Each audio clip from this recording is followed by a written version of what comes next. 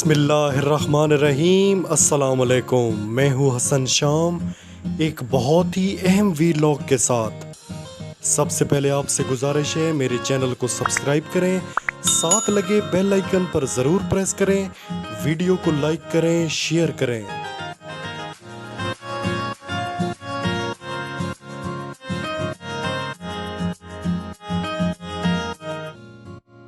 پاکستان تحریک انصاف نے پہلوانوں کے شہر گوجرانوالہ میں ایک بڑا پاور شو کیا ہے۔ گوجرانوالہ کا یہ جلسہ اسی لیے بھی اہمیت کا حامل تھا کہ اس جلسے میں چیئرمین تحریک انصاف عمران خان نے اپنا اگلا لائحہ عمل دینا تھا۔ گوجرانوالہ جلسے سے پہلے خبر آئی کہ عمران خان کا طیارہ حادثے سے بچ گیا۔ ذرائع کے مطابق عمران خان چکلالہ سے خصوصی طیارے پر گوجرانوالہ جلسے کے لیے روانہ ہوئے تھے۔ اڑان کے فوری بعد طیارے میں فنی خرابی پیدا ہونا شروع ہو گئی۔ طیارے کے کپتان نے کنٹرول ٹاور سے رابطہ کر کے بحفاظت طیارہ زمین پر اتار لیا۔ گجرات جلسے کے بعد عمران خان کے قافلے میں موجود گاڑی کو آگ لگ جانا، گوجرانوالہ جلسے سے پہلے طیارے میں فنی خرابی پیدا ہو جانا، یہ واقعات اچانک کیوں پیش آنا شروع ہو گئے ہیں؟ جب عمران خان کو ہر طرف سے خطرات لاحق ہیں، میں حیران ہوں کہ گجرات جلسے کے بعد گاڑی کو آگ لگ گئی، ابھی تک اس کی تحقیقات کیوں نہیں ہو سکیں؟ یہ کوئی عام بات نہیں۔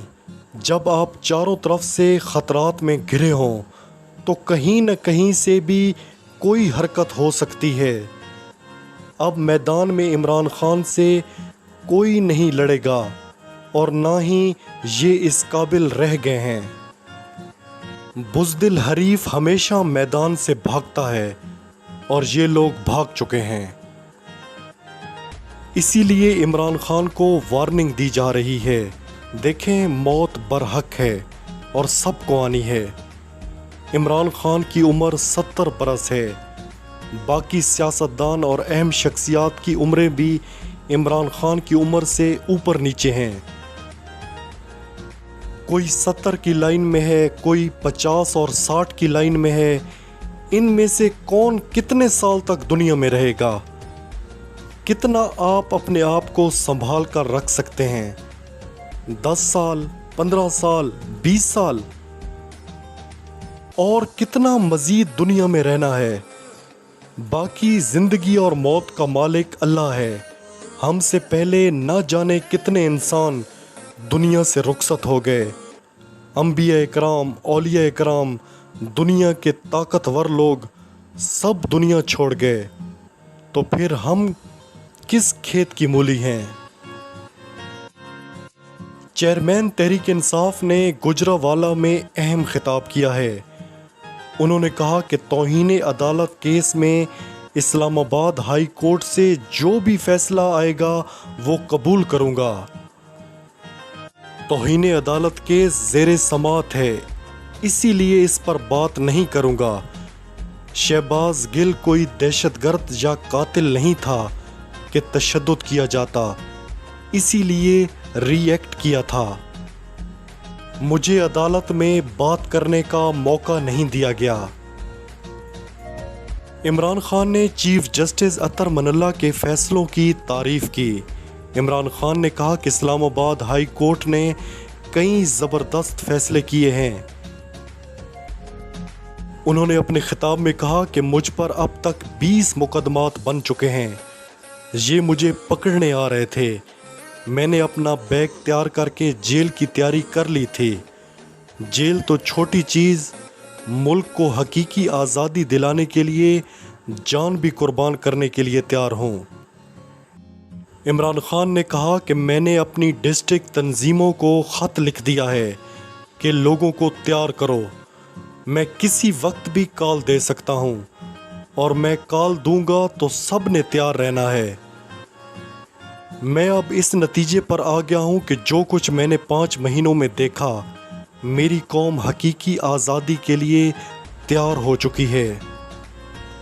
اگر صاف اور شفاف الیکشن نہیں کرائے جاتے تو پھر لوگ تیار ہیں سڑکوں پر آ کر پرامن احتجاج کرنے کے لیے۔ ہم زبردستی الیکشن کرائیں گے۔ عمران خان نے اسٹیبلشمنٹ کو واضح پیغام دیا کہ آپ کو ملک کی فکر کرنی چاہیے کہ ملک کہاں جا رہا ہے۔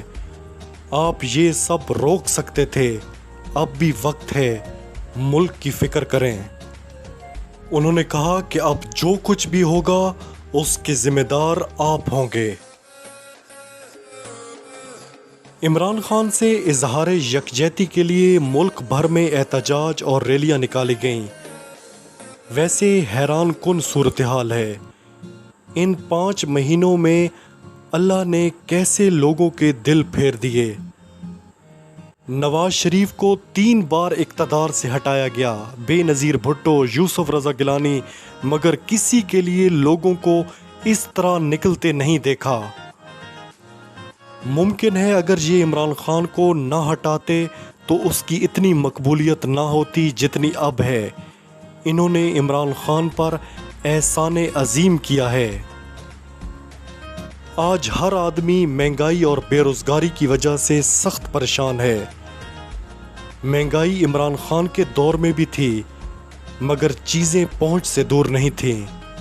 اب حالت یہ ہے کہ IMF کہہ رہا ہے کہ پاکستان سری لنکا بننے جا رہا ہے۔ اس سیلاب کے بعد آنے والا دور اور زیادہ مشکل ہوگا۔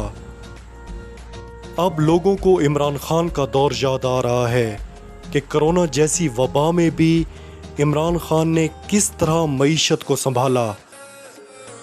اس اتنی بڑی وبا میں بھی احساس پروگرام سے عورتوں کو 12 ہزار روپے ملتے رہے۔ صحت کارڈ سے لوگوں کو کتنا فائدہ پہنچ رہا ہے، لوگ لاکھوں روپے کے علاج ہیلتھ کارڈ سے مفت کرا رہے ہیں۔ مہنگائی سے ہٹ کر بھی جو لوگوں میں شعور بیدار ہوا وہ ہے حقیقی آزادی کا۔ لوگ اب بیرونی آقاؤں کی غلامی نہیں کرنا چاہتے۔ مہنگائی تو بعد میں شروع ہوئی اور لوگ تو 10 اپریل کی رات سڑکوں پر نکل آئے تھے جب عمران خان کو ہٹایا گیا۔ پہلی رات ہی عوام نے اس رجیم چینج کو مسترد کر دیا تھا۔ آخر میں آپ کو ایک اہم خبر دیتا چلوں کہ اہم شخصیات نے اہم فیصلے کر لیے ہیں۔ 22 ستمبر اسلام آباد ہائی کورٹ کے فیصلے کے بعد PDM کی حکومت کا خاتمہ کر کے نگران حکومت تشکیل دے دی جائے گی۔ عام انتخاب کا اعلان بھی کر دیا جائے گا۔ اب تک کے لیے اتنا ہی، اپنا خیال رکھیے گا، اللہ حافظ۔